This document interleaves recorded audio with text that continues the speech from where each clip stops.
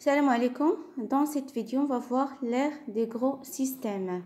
Alors donc, on a dit que au début, il y a juste une collaboration entre quelques universités, ou bien il y a entre quelques universités, quelques chercheurs, ou bien entre des services qui sont un peu militaires et les universités, ou bien on a des inventions personnelles. Alors maintenant, donc, vu le potentiel des ordinateurs développés par les universitaires, des entreprises prennent le risque d'en réaliser des versions commerciales. D'accord?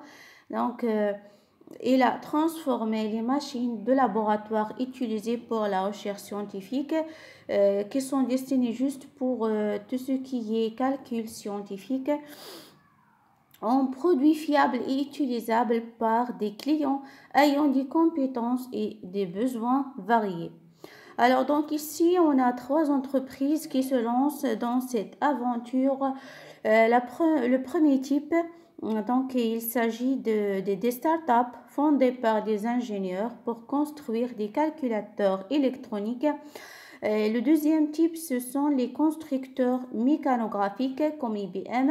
Et le troisième type, c'est les grands groupes de construction électrique comme Siemens.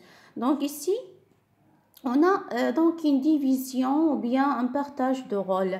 Alors, le développement des technologies matérielles est assumé par l'industrie des composants et des ordinateurs parce que cela demande beaucoup de moyens de financement, alors que l'invention des nouvelles façons d'utiliser l'ordinateur et de communiquer avec, et bien sûr tout ce qui est théorique, il attire l'attention de la recherche académique et bien sûr donc des chercheurs, des universitaires. Alors donc, pour l'ère des gros systèmes, on a bien quelques dates marquantes. En 1951, on a donc le Ferranti MK1, c'est le premier ordinateur commercialisé de l'histoire.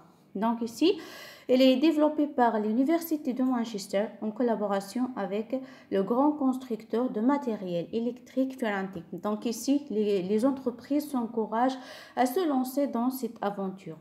Après, donc, dans la même année, on a l'Univac One qui est créé par la compagnie de Eckert et Moschly.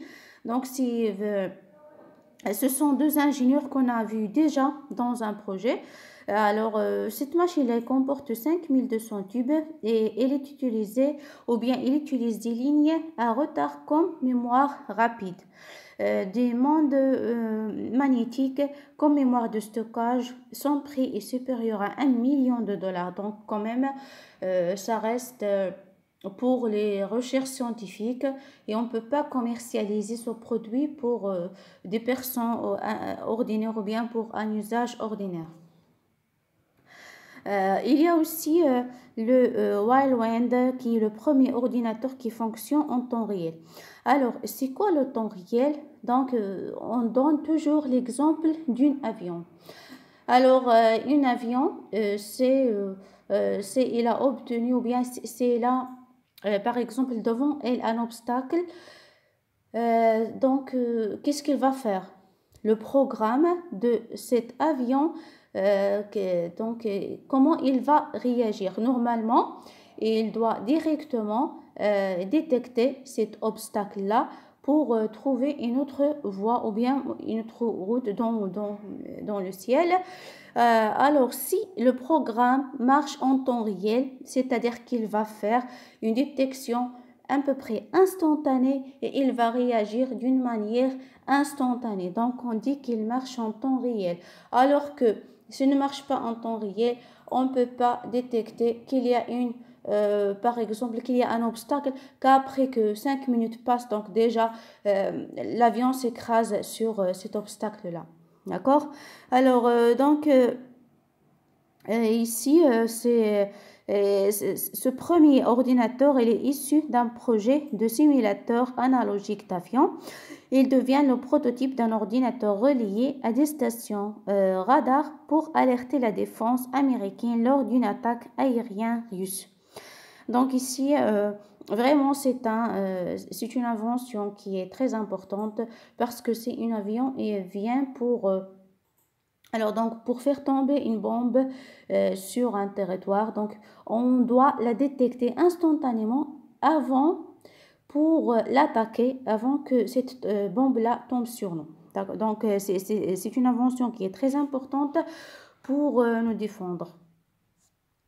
Donc après en 1952, il y a le IBM 701. Donc déjà IBM domine le marché avec ses calculatrices électroniques à programmation externe. Vous voyez bien que IBM il a recruté Van Neumann comme consultant. Donc il a bien fait parce que c'est un grand scientifique. Donc, il saisit bien l'occasion du déclenchement de la guerre froide pour mettre sa puissance au service militaire américain. Donc, IBM il était du côté de l'Amérique. Alors, IBM 701 était son premier ordinateur et en même temps, il prépare des ordinateurs plus petits destinés au marché habituel. Donc, IBM, il travaille en parallèle. Il travaille pour le côté militaire et aussi il travaille pour commercialiser des versions personnelles d'un ordinateur. Après, en 1954, donc le russe Andrew Markov, c'est un mathématicien physicien et aussi chimiste. Donc, il s'est orienté vers la logique et les fondements des mathématiques après la Seconde Guerre mondiale. Donc, ici, toujours dans le côté théorique, il a publié un ouvrage magistral à propos de la théorie des algorithmes. Donc, c'est là qui fait de lui l'un des fondateurs de l'informatique théorique. Après, en 1955, une équipe de l'Université de Manchester s'est lancée dès 1952 dans l'étude d'un petit ordinateur à transistor. Donc ici, on souligne transistor, c'est très important.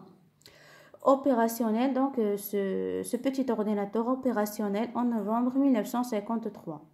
Donc, c'est le premier ordinateur équipé d'un transistor dans l'histoire. C'est une version plus puissante, entre en service en 1955.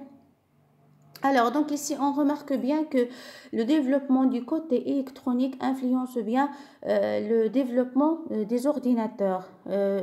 C'est-à-dire, on a passé des tubes, puis il y a des circuits intégrés. Donc maintenant, on a vu des diodes et des triodes.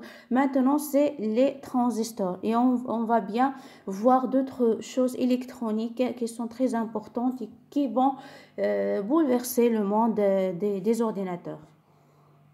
Après donc, en 1956, donc c'est notre grand chercheur Van Neumann, il présente la machine d'Alan Turing comme le modèle général des automates universels qui sont capables de reproduire le fonctionnement de tout automate particulier si on lui en fournit la description formelle. Donc cela, il va contribuer de façon décisive à fonder la future science informatique. Donc c'est en 1956 que on va vraiment changer de trajectoire dans tout ce qui est fabrication des ordinateurs. Après, en 1962, donc on voit bien la naissance du terme informatique parce qu'avant, on parle juste des calculs, des multiplications, des ordinateurs, mais on n'a pas un terme qui regroupe vraiment toutes les sciences qui ont une relation avec l'ordinateur. Donc le terme là, il est inventé en 1962 en fusion les deux termes information et automatique pour désigner les activités liées à l'ordinateur. Maintenant, en 1964, Seymour Cray, il décide de construire l'ordinateur le plus rapide du monde. D'accord? Alors, donc ici, toujours, on voit bien une diversité de machines. On a des machines qui sont destinées au calcul scientifique, des machines qui sont destinées à marcher en temps réel, des machines qui sont destinées pour un usage ordinaire. D'accord? Et maintenant, on a bien l'invention d'une machine qui est la plus rapide au monde en 1964. Donc, les ingénieurs de Seymour Cray D'accord, donc c'est une